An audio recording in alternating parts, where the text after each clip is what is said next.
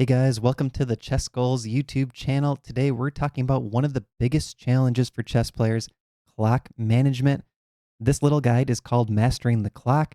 It's your guide to better time management and fewer blunders. It's the number one issue I hear about, and it's frustrating to play really well the whole game, lose on time, but it doesn't have to be that way. I'm going to give you 4 actionable tips to transform your time management.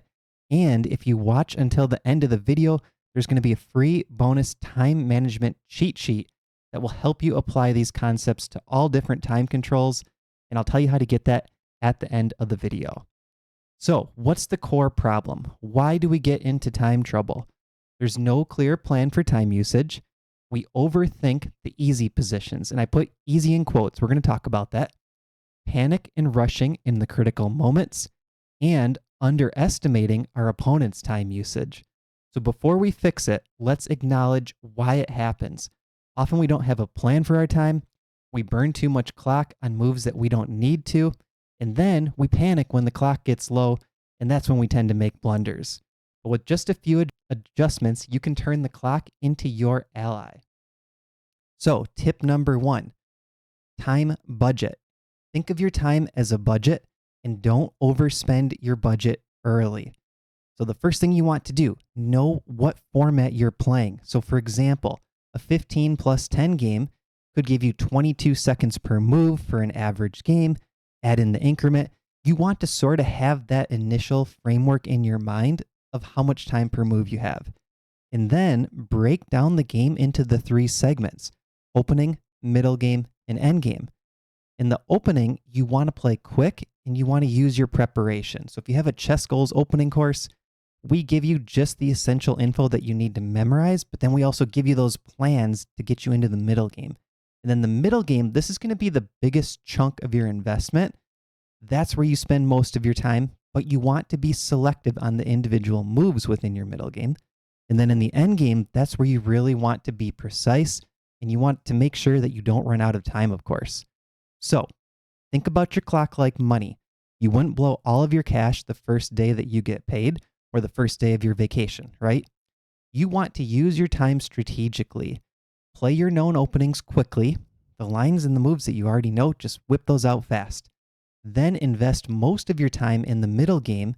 And in the end game, you want to be efficient. And if you have an increment, that increment is going to allow you to finish out a drawn game when it should be a draw, to hold a win when it should be a win, etc.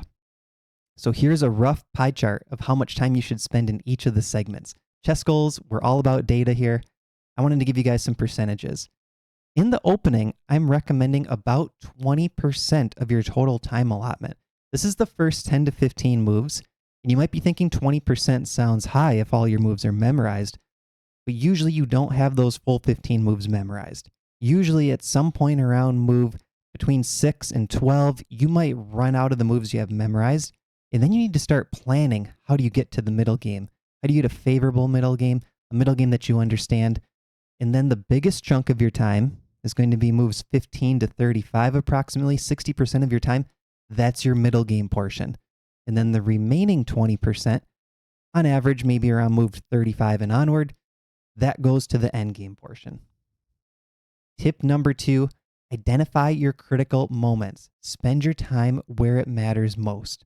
So at the end of the opening, like we talked about, as soon as you kind of run out of those memorized moves and ideas, that's your first new decision of the game. That's going to be your first deep think.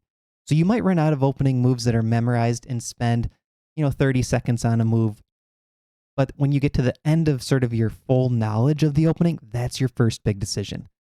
Next is tactical opportunities for you or your opponent. You want to thoroughly check all tactical opportunities. And then when it's a change in position, so these are usually critical decisions about trading.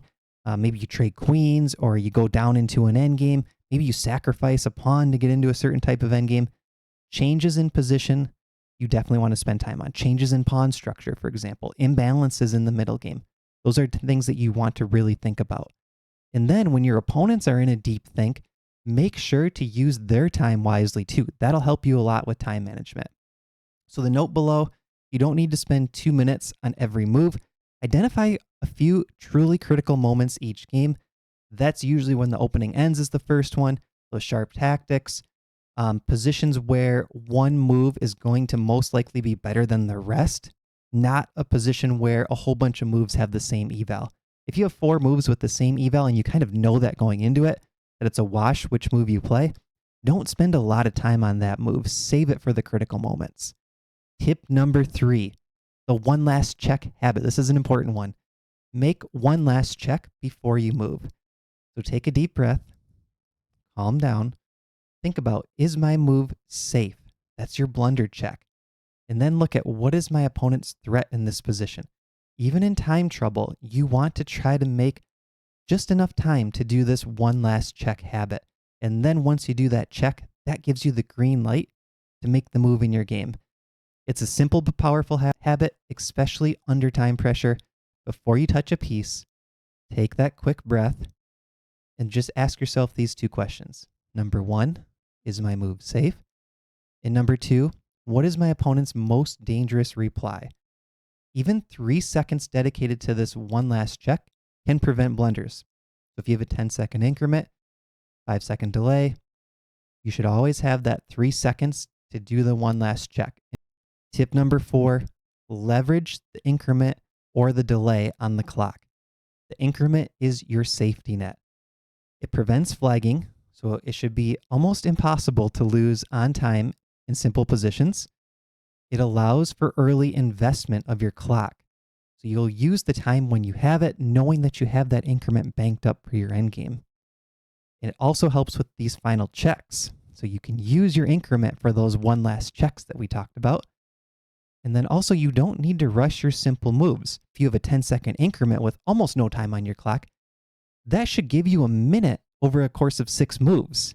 And with an increment, if you spend 1 second, you still gain 9 seconds. So you could bank up to a full minute over the course of 6 moves. That's really the benefit of increment, is that you can bank up time. So many players don't fully appreciate the increment. If you have 10 seconds added per move, you practically cannot lose on time in a simple endgame. So you can confidently spend more time earlier in the game to get to that better position, knowing that you have the increment banked up. All right, so what's the conclusion and what are your next steps? I want you to master the clock, which will help you master your game. So you're going to apply these 4 tips consistently, practice them in your games. Your rating is going to thank you. And then here's your free bonus. Get your time management cheat sheet. There's a link down in the description. You just enter your first name and your email. That'll get you the download. It'll also get you on the Chess Goals email list. We have the Chess Goals Blueprint free study plans. A lot of good content on the Chess Goals website. And I want you guys to use your free bonus as a handy guide to keep by you as you practice your tips. So you can print this out, put it on your computer desk, whatever helps you. Review it. It just takes a minute. Use that going into your games. The link in the description. Download it. See you guys in the next video. Thanks for watching.